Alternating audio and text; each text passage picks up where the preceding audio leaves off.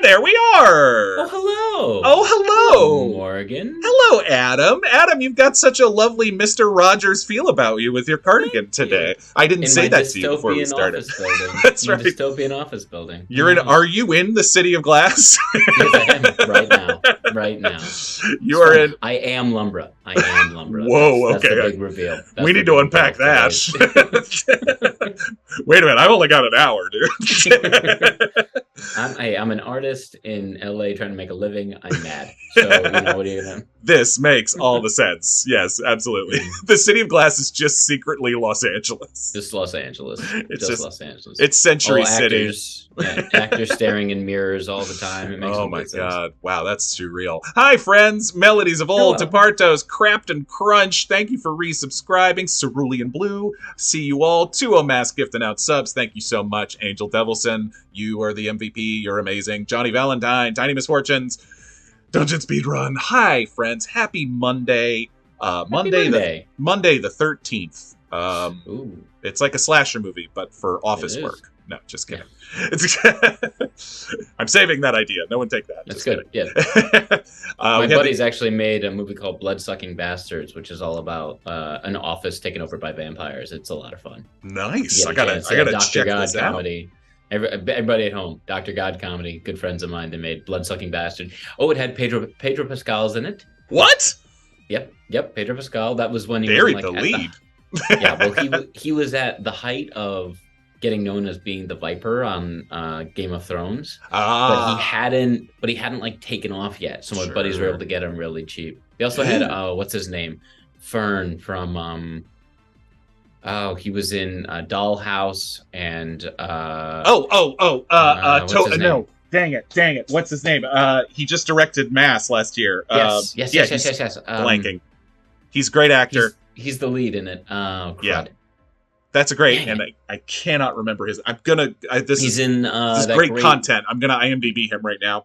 Yeah, Josh Whedon horror he did. His name is what is it? Fran Kranz.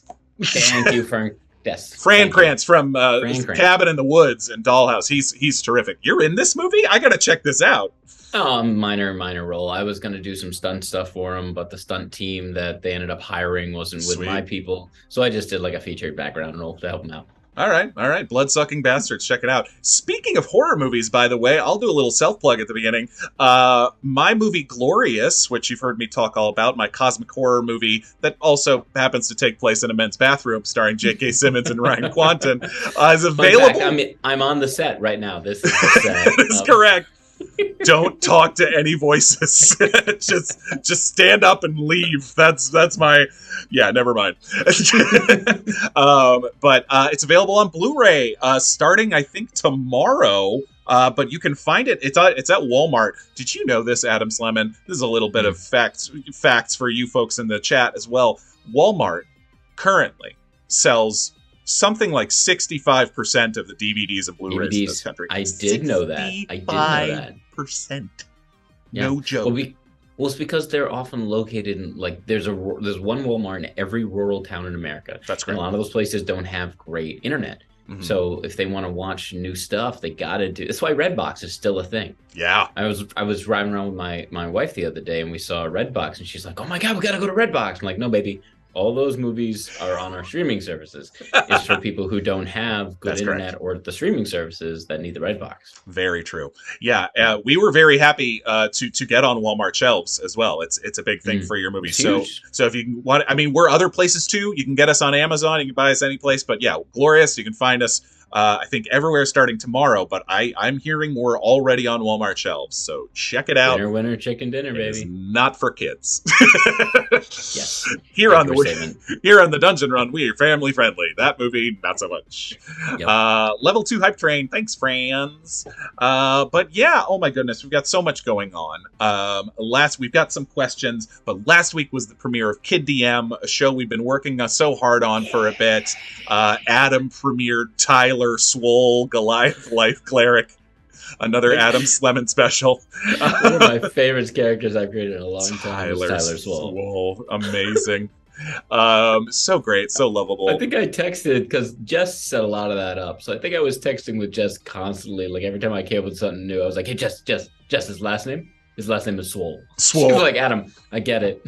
I know you're excited, but I have work to do." And I'm like, yeah, but his first name is Tyler. And he has frosted tip hair, and she's like, "Shut up, Adam." I'm like, "All right." Frosted tip, barbed wire tattoos. Barbed wire tattoo. Yeah, the classic barbed wire tattoo. Classic. Man. Late 90s, Puka early shell 2000s. necklace. Oh my god.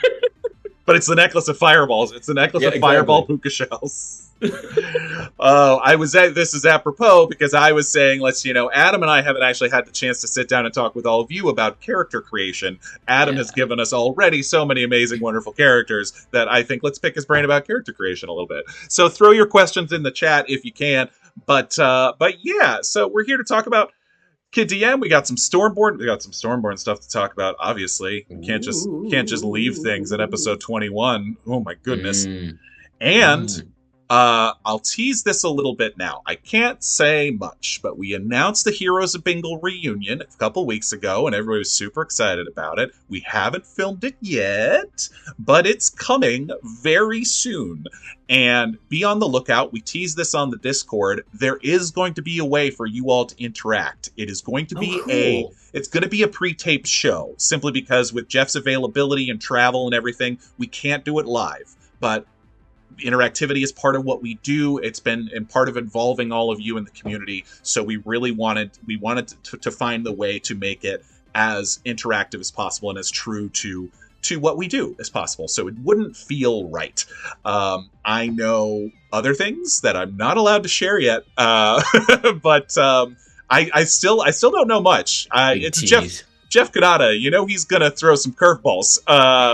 But we are very excited. Melodies of Old. Can I fly there and watch? No, I'm sorry, dear. My wife was actually talking about that the other day because she happened to have to drop something off to me, and so she stayed for a few minutes while she watched the show. She's like, "There's a lot of mileage there in having an audience to help build off of." Show. And I'm just saying, you guys might think about higher level Patreons that want to watch the show. Gosh, I don't know, something to think about. I mean, there's travel's a thing. It's sure. Just, that's a whole other thing. But film with a live studio audience, I understand. Laugh track. Ooh, you get a laugh track. And this is the other stuff I will say. We mentioned this in a comment on the Instagram, and I know a lot of you saw it. So, and I think Dyson Capes put it on the Discord as well. To give you a little more information. Instagram. Indeed. It is a multi-episode short adventure with the Heroes of Bingle. So that, when I say multi-episode, it's not a one-shot. Definitely not a one-shot. I don't know how many of as you can tell with Kid DM, we're starting to experiment a little bit with different lengths of show. 3 to 4 hours is amazing, and we love it, but we hear different things, and people sometimes like shorter shows. So for Kid DM, when we're aiming it for kids, it was like, let's get it under 30 minutes. I know that I basically, given the amount of time that we are going to record with Heroes of Bingle, we might chop it up into 4 episodes. We might do something else with it. So that is why that is kind of unspoken yet, how many episodes it will be. But we are getting plenty of time. I've said this, it's going to be the first time that we get to sit around a table and play with Jeff since March of 2020. Boy, what happened in March of 2020? I mean, it was like something massive and world-shaking happened in March. I got bangs. That's what happened. Adam Sleman got bangs, even though I barely knew him at the time. It was the whole world was just shook. World shut down. Tom Hanks got bangs that night. The NBA got bangs, and they had to stop. Oh, you can't do that. I have told that story many times, where the episode 39, which was our last episode in the old Caffeine studio, was a night I will never forget, because we stepped off stage for intermission, and it was like the NBA shut down. Yep. And the crew was like, guys? And we're like, it's like, this is real. This is real. Remember that NBA player who touched all the Rudy Gobert for the Utah Jazz? Oh my gosh. What people are just some people. Look, I don't know if people follow me on social media might know I'm a bit of an NBA nerd. Yeah, Rudy Gobert plays for the UT. Well, he used to play for the Utah Jazz. Some of his teammates did not take very kindly to that, and they shouldn't have. It's not a coincidence that he's now on another team, and most of that team is now on another team because they were kind of like F this. Donovan Mitchell now plays for the Cleveland Cavaliers, thanks a little bit to Rudy Gobert being such a jerk. Such a jerk. I'll take it. Amazing. Yes, Mighty Mindful. What was I saying about Jeff Kanata a couple minutes ago? Say some more, please. I don't know. He's great. He's awesome. He's a very handsome man. I can't wait to stare into his eyes across a real table again. You know, all this stuff. But I know we've been a little like we kind of took the last week. Besides Kid DM, we kind of took about the last week or so off. It's been a little quiet on our end of things. I guarantee you, we've been like ducks on the surface of the pond. You will soon get to see what we've all been doing underneath the surface very soon. And Heroes of Bingle is happening. So be on the lookout for news about the interactivity because that's coming soon. And yeah, every email, every conversation we have about it only gets me more excited. Huzzah! Anyway, huzzah. So let's see. Do we want to talk Stormborn or Kid DM first? Kid DM. We've seen one episode so far. We've met our heroes, and Miranda Moonlight, who's just a normal person. Who's just a normal human woman. Normal human woman. If Tyler Swole is an Adam Slemon classic, Miranda Moonlight definitely a Katie Michaels classic. I think people enjoyed her character on the Halloween one shot a little too much. She's like, oh, people like it when I just play a human woman. Then get this. I wish I could play with Katie more. Katie is so much fun to play with. She's the best. We're working on it. She's the best. And yes, Miranda Moonlight and Ballista Clockhart.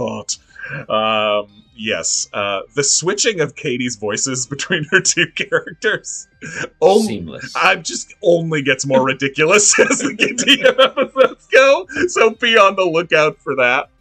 But we got to meet Calvin, our incredible DM, and his dad Kyle. Dude, 9 years old, man. 9 years old. When he recorded. He's now 10. Now he's 10. When we recorded, he was 9. Man. Yes. It was amazing. It was funny because when you guys first told me about Kid DM, I was like, oh, how much prodding are we going to have to do? Right. To be like, hey, Calvin, such and such and such. And he's like, nope. Dancing videotape, Dancing videotape. Bonking Katie on the head with good stuff. That was the dancing videotape almost made. I am off stage through most of Kid DM. The dancing videotape was one of the closest that I was like. First time he said we need our dance contest videotape. I was and you know what's awesome about him? And I said this to my girl as soon as I got home, is that Calvin never said no. Like that's something that. Right. And this is not a dig to children anywhere, but like when a child creates a story, they have a very specific way. Usually that story likes to go. Yeah. So when Tyler Swole decides to do something, I was expecting at some point during the run of the show that Calvin would be like, "No, you can't do that." Right. But he never said that once, guys. Not once. I have grown DMs who will flat out tell me no. But not Calvin. No way, bro. I think, if memory serves, correct me if I'm wrong, I think the only direction that the four of you players got was, I think you're 7th level? Seventh level characters, and I just want you to be known as local, like, superheroes. Yes. And, of course, our cast comes back with Tyler Swole, who runs his own gym, Total Party Jacked. Jessica, who's Alice, who's a swarm ranger, except it's all kittens, and she rescues all the local kittens constantly. Yep. And Katie, who brings just a human woman, Miranda Moonlight, who may or may not be something else under the cover of night. It was amazing because I was like, because I wanted to play someone completely different from Cristobal. Completely accomplished. And I was like, and I'm like, we need a cleric, so I'm gonna play a cleric. Thank you. When he was like local superhero, I'm like, well, well, what if he like the obesity rate was really high in his town before Tyler Swole showed up and got everybody, you know, body fat count under 10%, just super green, a lot of greens. Jacked. Everyone's incredible. Does he bring a blender with him everywhere? No, it's fine. That's my favorite part, though. Is like that's how I create my spells. I mean, you know me. It's like I'm sitting there going, "How does he do cure wounds? How does he do hold person sanctuary? Hold person? Yeah, like that's so much fun for me. That is some of the, you know, with I've tried to do it with Val a bit, but it's hard with fighters. It's, you know, the imagination you can do with spells because they're so visual and they're so whatever you want, you know, it's like, yeah, a fireball could just be an explosion, but what if it was, you know, something like that? It's so much fun. Dungeon speed run. How does he know what a videotape is? I asked myself that same question. Exactly. It's like, wait a minute. 9 years old. What are you talking about? I also love that it's like, it's not a magical videotape. It's just a videotape with sick dance moves on it. Right. It's just a sick I like to they're like, oh, it's a magic item. Obviously, it's like, no, it's just a videotape with sick dance moves. That's amazing. I think Calvin got a little help on a couple details. got a little help with a couple details from his dad on one or two of the six. It's like, what am I looking for? A hard drive with dance moves on it? It's like, well, no, there's this thing called a video cassette recorder. Yeah, that was actually the longest part of the setup, was trying to teach Calvin what the heck that was. That was 90% of getting that show ready for air. Was teaching everybody. Angel Devil said it's really an 80s exercise tape. I mean, I bet it was a big business back in the day. If you guys want a good time, Google World Championship aerobics, and your mind will be blown. What year is it from? So the most popular ones are from the 80s. Sure. Where Alan Thicke was the host of the World Aerobics Championship. I may or may not have a whole screenplay written about this. But it's there's the Apple show with Rose Byrne, Physical, which is similar to this, but this is mine's a comedy. Amazing. Very much a comedy. I was gonna say Physical is dark. Yeah, it's mine's kind of a tough watch. But it's just some of the most fun you will ever see in your life. It's like these people that do aerobics routines for competitive purposes, much like a cheerleading routine would be done or a dance routine would be done. And it is just bring it on for watching. aerobics. I mean, I'm into this. Okay. All right, no one steal that idea, everybody. This is a cone of silence around this cooldown. Yeah, my screenplay. What you do it, I'll know. I will know. He will know. Aerobics World Championships by the Dungeon Speedrun. Adam's like, no! Exactly. I like how the Dungeon Speedrun wouldn't use their No, he would use Dungeon Speedrun. Incredible. Anyway, we have fun. Let's see. Yeah, there's a lot more coming with Kid DM. There's a lot more silliness and some there's I'm not giving anything away, but there's a sequence involving a room with a lot of tunnels that we'll probably get to around episode 3 or 4. That I'll just say, look out for that. That was wow. Yeah, his NPCs though are honestly my favorite. Incredible. Part of the game. Incredible. And already the immediate brotherly relationship between Ron and Kyle's dang it, what's his name? Sir Hoppy. Sir Hoppy. Thank you. Sir Hoppy. Yep. Incredible. But yeah, so loving Kid DM, loving everyone's responses to Kid DM. We're seeing so many people saying they're watching it with their kids. That's wonderful. We love it. Yeah, please tell your kids and your kids' friends about it. And sure. Have some like watch parties, because it's a fun watch, and it just encourages kids to be more creative and get into D&D. Yes, it's like when Stranger Things came out, I was like, more people are going to start playing D&D. Yeah. Or what was that movie that had? Oh shoot, it was a fantasy movie. It was a cartoon, right? And it was all based around D&D, and it was like two.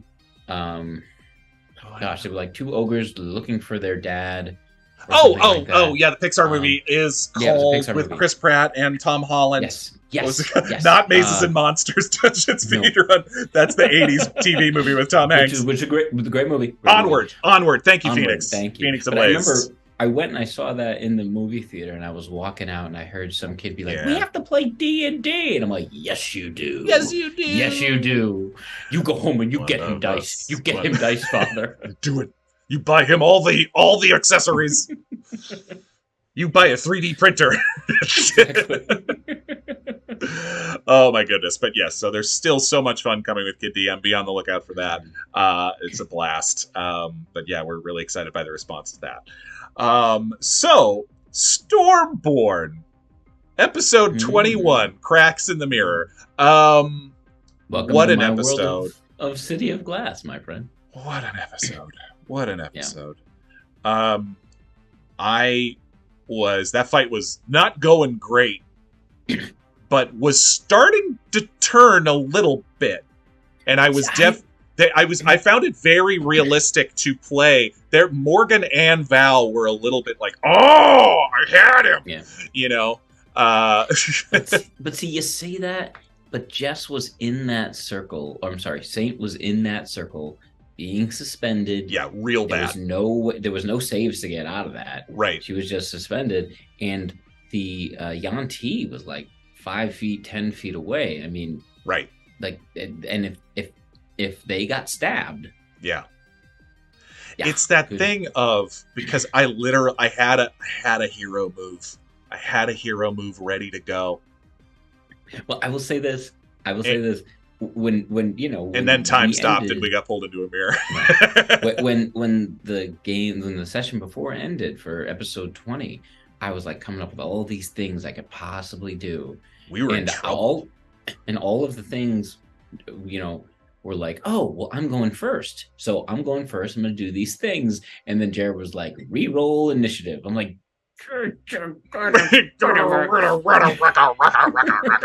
Rasa. Borkware Mark D, episode 2 of Kid DM is coming Wednesday. But yes, yeah, we'll have more announcements on schedule coming very soon. Yeah, it was constant twists and turns. It really felt like things were going bad left and right. But we were starting to figure some things out, right? I mean, yeah, we went into that fight. We went into that fight. I had already used up most of my special skills.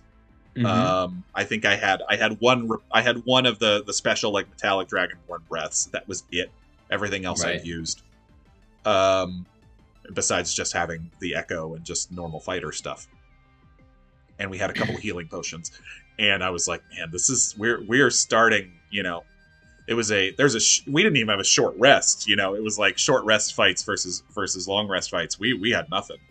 So Ron was funny because, you know, rewatching the show for the edit, you know, he says in the beginning of the intro of the episode, he's like, "After not taking a rest of any kind, the group goes into the sewer." And I was like, love it when your DM drops you a little nugget like that. Yes, Ron, thank you. Yeah, we get it, Ron. We get it. Thank you. Yeah, right. No, goodness. I mean, so, do you want to tell, what was Val's hero move? Did you have? At that moment, I was within distance. I had a nice little, with your Echo Knight, you look for triangles, right? Sure. So I had a lovely little isosceles or equilateral, I don't know, triangle moment where the general was unwrapped from the snake over here, and Saint was trapped in the circle over there. And Val was like right here. And I was literally like, Echo, go for the general, Val, jump, and tackle Saint out of the circle. Now, that could have gone horribly wrong, because maybe it would have both of you. Could have been both of us. I'm better at con saves than she is. I'm pretty good at con saves. That's true. But could have gone real bad. Crystal looks up, being wrapped up in a snake, and you're both like, why would you? Just frozen. Dang it, guys! Come on! What is happening? Funny. Yeah. And that's the end of the dungeon run, everybody. With all four of us trapped in it. Here, let me get you up! Yeah. Everybody tries to get everybody out. I guess I don't.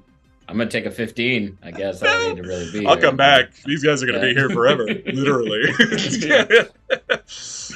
Oh God, it's true. So I had some moves, but so it was very easy to play that in the second half of the episode, to play that like, what is happening? Where are we? And then you've got the little baby robot spider with your face on it following us around. That's fun. That was such a fun choice. Creepy.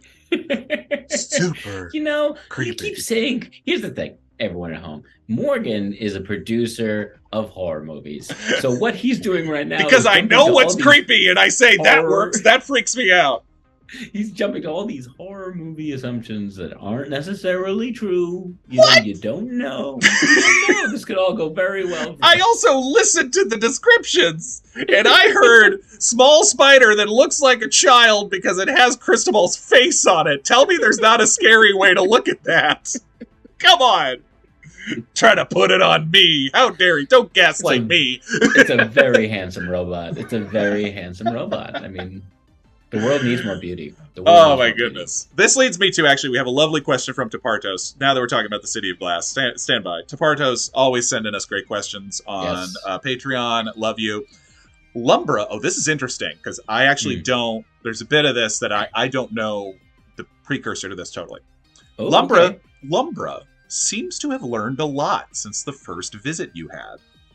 How life-changing do you think that will be for Cristobal in the long run? That's an excellent question to point. Very interesting. Now, does he mean Lumbra, or does he mean oh, dang it. Gast. Thank you. Gast is kind of an extension of Lumbra, so it kind of all feels like Lumbra. It's interesting. Gast has started when I first met Gast. When Cristobal first met Gast, Gast was very much an extension of Lumbra. Classic 80s rom-com, when Cristobal met Gast. Me too. When we first met, very much just an extension of Gast. But by the end of this most recent episode, Gast is starting to exhibit more and more free thinking moments, more individuality. So, I mean, I think Gast continues to learn and continues to grow. And I think they have learned a lot. And I think, as Cristobal had, between Gast and Otto, there's been a lot of people who Cristobal has started teaching, which is, extremely odd for him, coming from where he came from, because he's never really had responsibility before. His own tutelage in the magical arts was difficult, to say the least. Not in like a negative or abusive way, just like he was not a standard student. And so as Gast continues to learn, and is going to be coming to Cristobal with more and more questions, and he's just going to have to try and figure it out as he goes, which is going to be really exciting, because it's also going to force Cristobal to reevaluate his own priorities and his own values, and find a way to grow and impart those onto Gast. Now, just going back to Taparto's question about Lumbra, a lot has changed in the City of Glass since the first visit to Tapartos. Morgan doesn't know any of this. So I'm going to be real kind of general in my talking here. No, I'll give you 1 minute. I think me capturing all those souls and sending all those souls into the City of Glass has changed a lot, and will continue to change, because I'm sure these offerings up to Lumbra that Cristobal has made, and the communal knowledge these people are bringing in, is going to have Lumbra have a whole different appreciation for the Toss and the world that we're living on, and the islands that we're living on.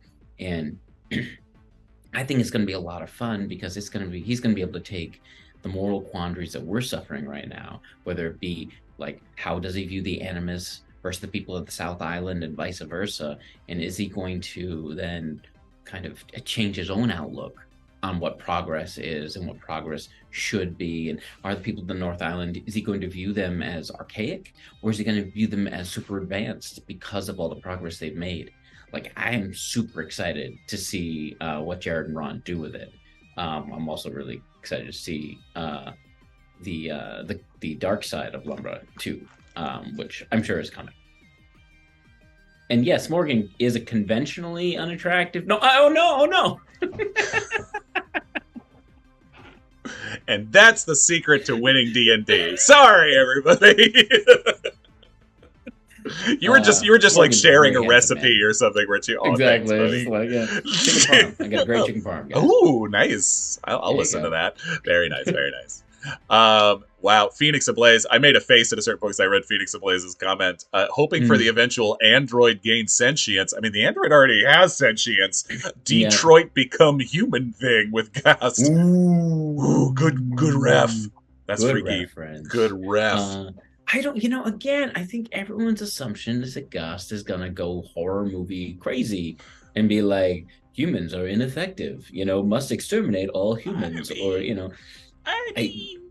but here's the thing everyone's got to consider. Look at the evidence.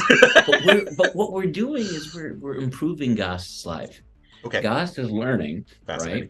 What enjoyment is, what pleasure is, and who taught them that? We did. So in a lot of respects, Gast can look at us as the inventors of things like love, things like enjoyment, pleasure. And so we are contributing like crazy to the development of the world and also the its development. So it would be ineffective and inefficient for it to destroy us. Right. The machine's not going to stop. It's going to be coming no matter what. So it's like it's on us to shape its path at least a little bit as much as we can, and maybe teach it how to love. No, but exactly. Have you a big Star We'll play it 80s monster ballads. No, they taught us how to love. Go ahead, Star Wars. Star Trek Next Generation fan. Heck, and there is a reoccurring thing where Data wants to feel. Right? Yeah, the emotion chip. Yep, and I don't remember if that was that like the first or second Next Generation movie when the he first got the one. Yeah, first Generations. And all he knew how to do was experience anger. Yeah. And I thought that was fascinating, right? Yeah. Because what he would do is like, I want to feel something. The only thing I know how to feel is anger. Therefore, I'm going to do everything I can to be angry. And I'm like, that's amazing. Yeah. That's an amazing idea and a concept. So what if Gast becomes like this hedonistic like pleasure bot who's just like, I must eat all the cake, I must go on all the long walks because this is the only emotion I understand how to feel. Like, how cool would that be? Yeah. And I get you with I connected big time when you said that Cristobal has turned into this unlikely mentor, because I went through something of that arc in campaign 1 big time with James and Fahima, because James very much saw himself as this, this person who had done the worst thing and maybe doomed himself and everything he cared about in a moment of selfishness, and right. And so he was a dead man walking from very early on in the adventure in his mind. And so when you have this sweet, brilliant young woman say to him, you remind me of my dad, and goes to him more and more for these moments of mentorship, there's just a feeling of like, I'm not the guy. I'm not. No, you don't want this. Sure. How am I a role model? No, thank you. Yeah. So I get that. That's fascinating. I think it's also tough because Cristobal's idea of what the world was and how it worked changed drastically when he was transported to the North Island. So people coming to him being like, "Hey, how does this work?" I'm like, "No, you have to tell me how this works." Right. But it's also funny because Cristobal comes from the court. So fake it till you make it, right? Like, let me tell you all how I think everything should be done. And but now that's gotten himself killed. That's gotten other people hurt. So it's this real interesting balancing act he's playing with. It is. There's kind of all of Val and Cristobal's courtly knowledge has been worth not jack squat, but it was almost worth something when we met them in Adana. Oh, it was so close to being worth something. And we're like, yes, like into the maze. I'm like, dang it. Fine. Can't I have a tea or a martini? Right, please. something. I bet there's a good bar here in the Minotaur area. Yeah. Come on. Yeah. Yeah, no, I know. It's incredible. And I love... I have so many... literally, there's so many questions with what's going on with the City of Glass, with where do we go. I mean, I think, we have this sort of world of opportunity. It feels like, or at least I was getting the sense, it feels like we have kind of this world of opportunities open to us. But I think, certainly, not to speak for everybody, but to speak for Val, there's very much of like, no, we got to get back. Like, I think Val was, I said this, it was very frustrating for Val because it, again, just after his secret room with the dragon, it again felt like Val was starting to figure something out and his life was starting to get some direction. And then, whomp, we got yanked out again. And that was extremely frustrating and triggering for him. And so, I think Val really is a character who really wants some direction and some, I think whether or not he knows it, he's someone who's been dying to make a name for himself for a while and to find what he's good at. He's been told that he wasn't good at what he should be good at for so long. And so I think it was that I think he's genuinely looking to try to find his place where he can, make his own way and be his own man. And that's been the continuing struggle of starting to feel like I'm getting good at something, and then, nope, never mind. Just One Direction, says Willmeister 420. I tell you, I almost said One Direction, and then I moved away from it simply because I was like, I didn't want to make the One Direction pun, but it's there. It's always there. He's just looking for One Direction. He doesn't know he's beautiful. Isn't? I mean, watermelon sugar high, man. That's right. We're all looking for that watermelon sugar high. Music in a sushi restaurant. No, yeah. I know Harry Styles music better than I know One Direction music. Yeah. Sidebar.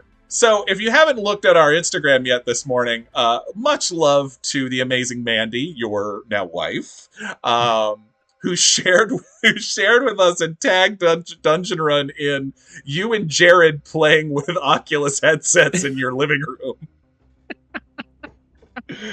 It warmed my heart and made me laugh so much.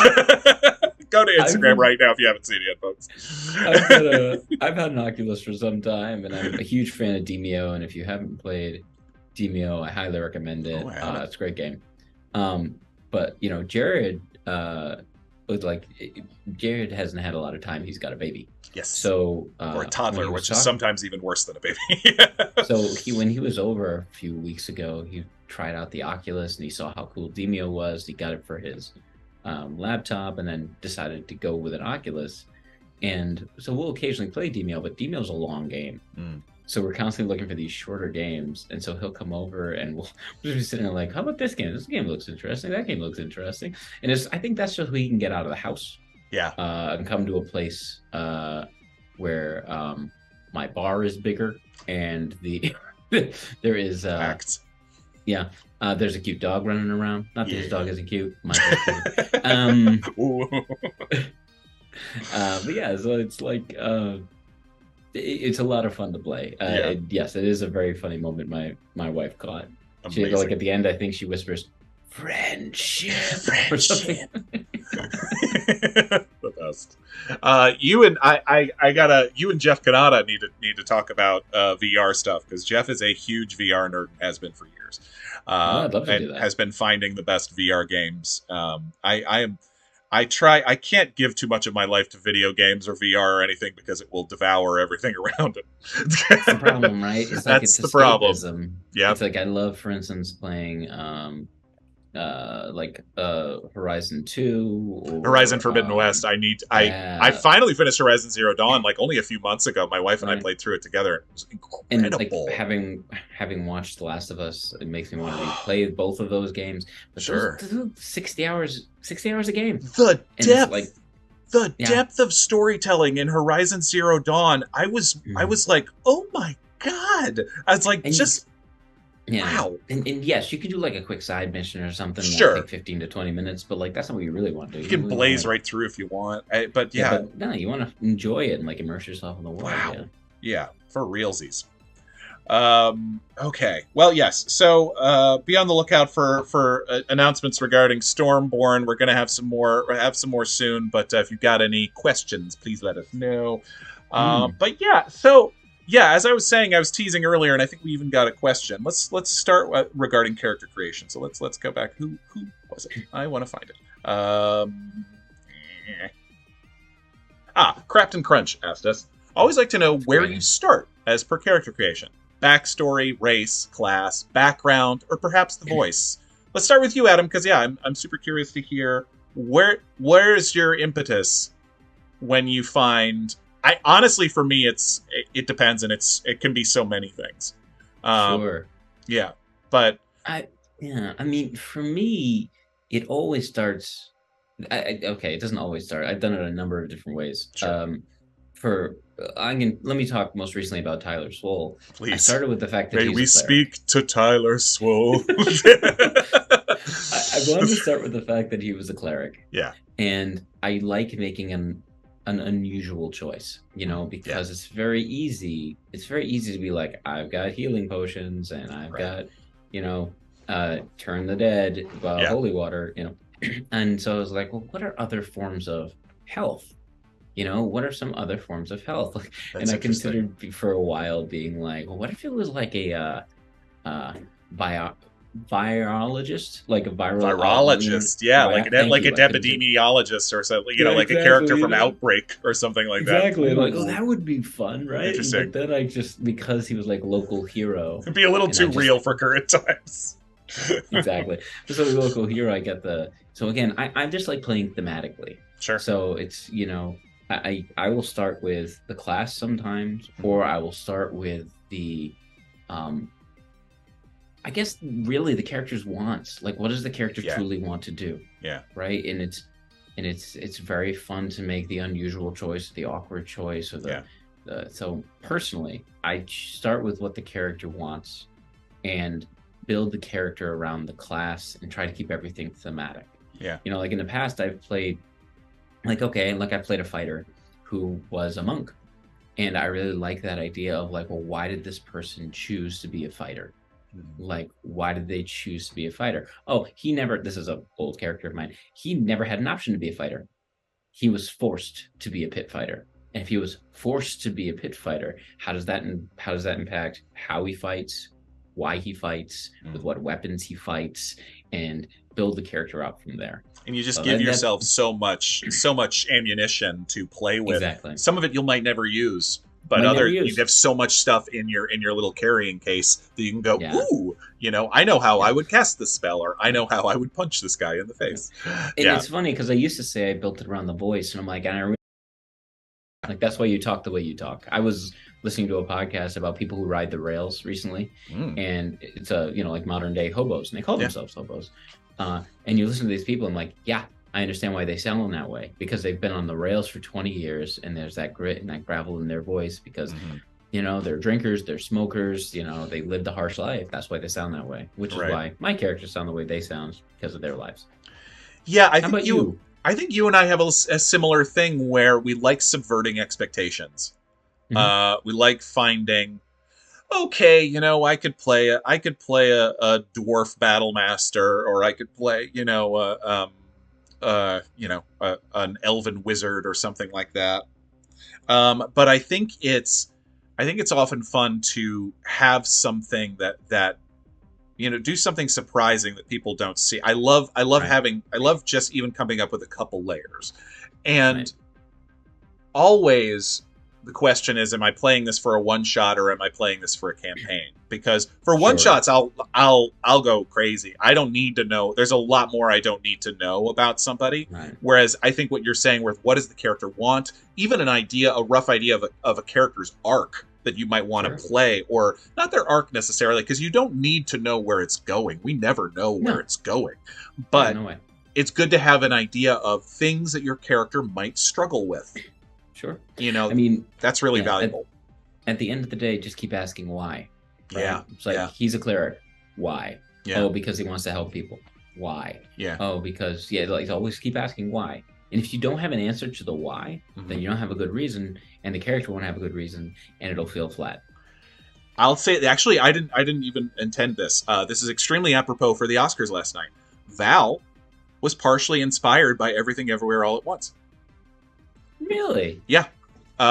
He was, I was sort of figuring out, I had some ideas for what I wanted to play, and I was looking at all these things, and I'd just seen Everything Everywhere All at Once. I saw it pretty early, and it knocked my socks off. I was like, that's maybe the best movie I've seen in a decade. And the idea of all of these versions of yourself, of every decision you made could have gone another way. Sheesh! Sorry, guys. Sorry. That was like an internet outage on top of a Streamlabs crash. So sorry, friends. Anyway, I'll edit this together for the VOD into something nice. We don't have a whole lot more time, unfortunately. But what I wanted to finish saying was, yeah, it is true. I didn't even realize I had never told this, but Val, to an extent, was inspired by Everything Everywhere All at Once, where it was this idea that they illustrated so beautifully in that movie of someone who had got the chance to see all of the versions of themselves that they could have been if they had made different decisions. And that was really something that, because you have, I think everybody probably has. There's a few moments that you always look back on and like, oh, that was weird. I definitely had, for instance, I had a moment when I was 25 that I was either going to move to New York or Los Angeles. And there was a day or two where I genuinely wasn't sure. Mm-hmm. And I just ended up going to LA because I knew a couple more people and I wanted to do a little more TV and film. That was why I made, and I had some extended family out here. Sure. And that was, but wow, what a weird other life I could have lived if that had, gone down the other road. Those decision trees we make, right, are so fascinating. And so the idea, so then it started with that idea, and I didn't know what that was yet. And then I found I wanted to not play when I found the Echo Knight class, and it was this idea of this copy of yourself. It's like, what if it's not a copy though? What if it's, and I started to kind of throw these ideas at Ron and Jared. It was like, what if it's really this potential other version of yourself? And because it was like, literally in battle, you're doing one thing, the Echo's doing another thing. So what if that's like the point of decision, that you could have gone one way or the other, and you can literally, and it allows you to literally be two places at once. I thought that was fascinating. And as I was saying, before I was so rudely cut off, it's endless. The possibilities are endless with that kind of. Val could have had hot dog fingers. Val could totally have. I'm sure there is. Be on the lookout for the Val hot dog fingers reality that I'm sure we'll be getting to. That's if we go through the wrong mirror in the City of Glass. Yo. What? That's gonna be really fun because you never know what reality will pop out into. Maybe Val will be like some really cool killer, Wait a minute. He's not really cool? Is the internet? The internet's breaking up again. Wait, Adam, no. I'm hearing you every single word you're saying. Oh my goodness. But yeah, but then with one-shot characters, if I just have a fun idea, like there's a one-shot character I played a couple times with Jasper's Game Day. I've never played it on TDR. Grigsby, who is a dwarf drunken master monk. Mm-hmm. And the fact that you can have like a brewing specialty, I was like, oh, he's a dwarven brewmaster who's just also learned how to like be the best at drunken fighting and everything like that. I was like, and I gave him a Wisconsin accent because that was just perfect. I was like, hey, Grigsby Steelfist from Steelfist Breweries, and he was. It's so much fun. Yeah, the last one shot you ran for us, I just made a character who wanted friends. That's all he wanted. He's like, hey, he's from New Zealand. He was just like, hey, you want to be my friend? it'd be great if we could just go hang out, you know?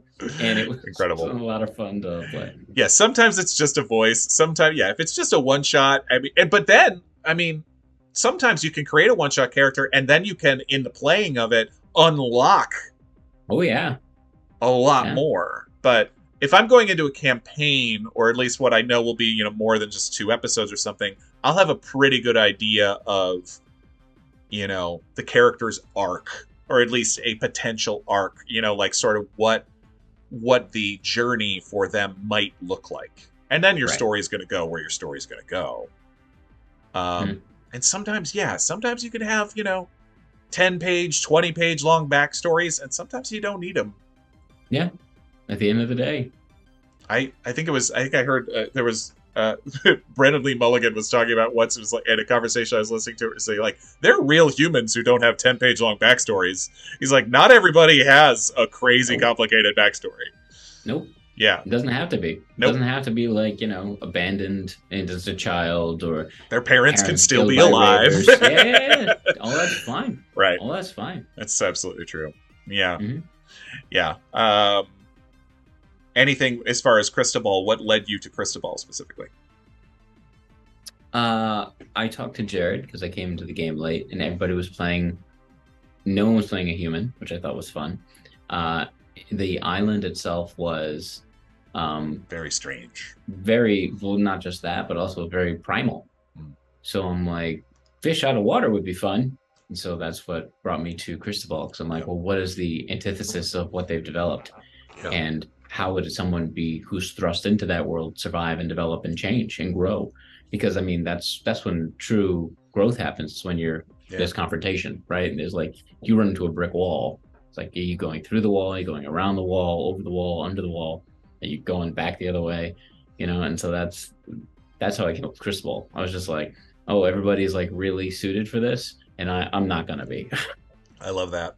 Yeah, no, that's I see that a lot now with new D&D content and people. So there's a lot of younger audiences that are getting into D&D now, and it's amazing, and I love it. But I do see a lot of, why would anyone ever want to play a human? And I was kind of like, you, my friend, haven't discovered the joys of the fish out of water. Right. But it's also that situation where, like, I feel like you cannot. I mean, maybe I'm wrong, and chat may disagree with me. It's really hard to OP a human. And I like not being able to OP. I like that idea of, like, it's a balanced character. There's no suit, like, there are characters out there, like even Tyler. Tyler's a great example of someone who's like, he's a Goliath, right? So he automatically has innate abilities and innate strengths, which are going to cause him to be better at these things. And it's a one shot, or not a one shot, it's Kid DM, but I wasn't so worried about it's a shorter story. OP. Yeah. But it's very easy to grow OP real quick. It's just like, even as a wizard, it's like, there's a reason Cristobal has not taken Fireball. Like, I understand the power of Fireball, everybody. As much as Morgan wants him to take Fireball. That's just it. I get it. Like, that last fight, you can attest, that last fight, I was leading up, I was like, God, I wish we had Fahima. I wish we had Fahima so bad. Let's just hang back and let her blow everything up. Hey, Cristobal was about to unleash all sorts of head on that serpent when just dove into its mouth, and I'm like, okay. I can't. Whoops. This isn't what I expected. Right. It's so true. Yeah, it's. I love it, and that is not wanting to be OP. I abhor OP so much that I desire balance. That I'm more likely to. I like rolling my stats sometimes, but I'm more likely to throw out my stats if I get too high of stats than if I get too low of stats.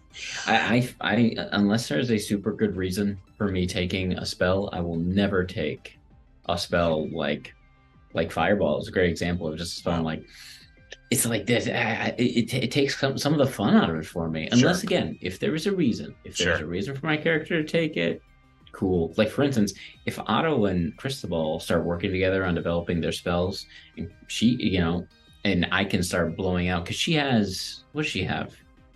She has She has 1 level of sorcerer now. Firebolt. She's like Firebolt. She has Firebolt. Is what she does. Yes. And if I could sit there and be like, well, this is how we can work with Firebolt, and maybe I can find a way to justify it that way of like blowing it out that way. But Cristobal walking around like the tower, total sense. The stride, total sense. Yeah. You know. It is cool. You're surprising me constantly, and the number of choices. I know they surprise Ron and Jared.